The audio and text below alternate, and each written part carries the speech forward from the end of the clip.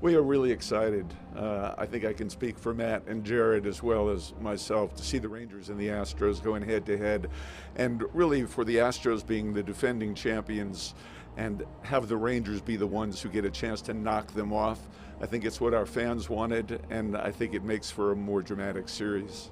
What'd you make of the way that Game 1 unfolded, this Ranger team that's been so unpredictable that we still tend to think of as a power club, an offensive club, gets it done with pitching and defense? Jordan Montgomery had just been sensational. You know, he had a little bit of a hiccup in Baltimore, but came back last night and threw the kind of game he'd been throwing over the last month. And those last three guys in the bullpen, Spores, Chapman, and Leclerc, I wouldn't say they're automatic.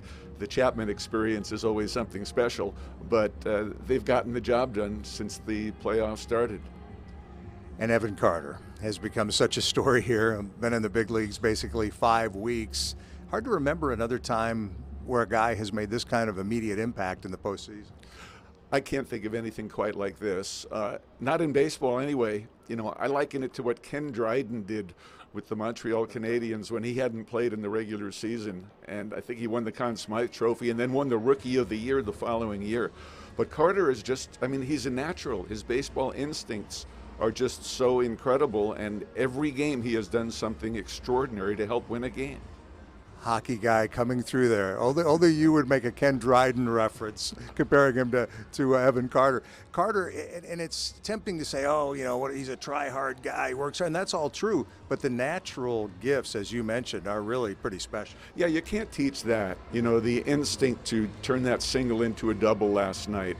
And I know he worked really hard with Robbie Grossman and Travis Jankowski and Will Venable on that corner out there in left field. But still, when the ball is hit in the air, you've got to find your way out there. And for him to make the two plays he made last night, the one in the first inning in the left field corner, and then the one in the eighth inning in left center field, just shows a tremendous amount of natural ability.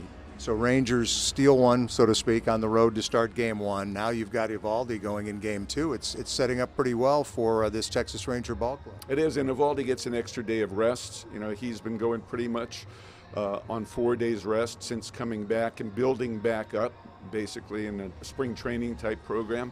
The last time the Astros saw him, you know, he wasn't the same Nathan Eovaldi. He had just come off the injured list. So it's going to be a very different look for them today.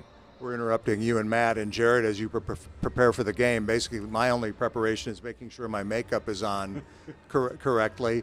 Is there a little extra juice for the broadcasters, too, in games like this? For sure, for sure. And I know Wednesday it'll be absolutely crazy at our place. You know, I love the fact that last night, the way that Jordan Montgomery pitched and the Rangers scoring early took the crowd pretty much out of the game.